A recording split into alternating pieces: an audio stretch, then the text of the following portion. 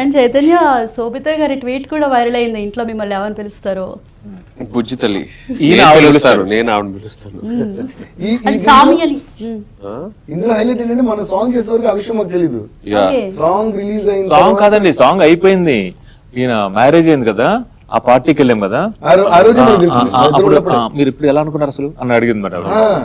అంటే ఎస్ నేను పిలుస్తాను, అవునా హ్యాపీ అంటే, ఏం హ్యాపీ, నన్ను ఒక్కనే కదా అలా పిలవాలి అని వాళ్ళతో మా ముందే ఫైట్ చేసుకున్నాం, మేము ఎస్కేప్ అయిపోయాం. కోఇన్సిడెన్షియల్ గా అదే చందు గారు ఇప్పుడు బుజ్జల్ అనే వర్డ్ క్రెడిట్ మాత్రం ఈ సినిమాకి సంబంధించిన చందు గారికి, ఎందుకంటే స్క్రిప్ట్ చెప్పినప్పుడే దాంట్లోనే చెప్పారు, అందుకనే అది పాటలో పెట్టాలనిపించి నేను అది మన ఎసెన్స్ కాదు, ఎసెన్స్ ఆఫ్ తండేలా రిలీజ్ చేసాం కదా, లాస్ట్ సాయి పల్లవి గారి షార్ట్ మీద బుజ్జి తల్లి అవే వచ్చేస్తున్నా కదా మీద, అక్కడ దేవి బుజ్జి తల్లి ఆ వైలెన్ కూడా అక్కడ ఇచ్చావు, దాంతో బుజ్జి తల్లి సాంగ్ చేస్తున్నప్పుడు అందులో బుజ్జి తల్లి బాగుంటదని నేను నా బుజ్జి తల్లి అని అప్పుడు పాడి పంపించారు, వాళ్ళకి నచ్చింది.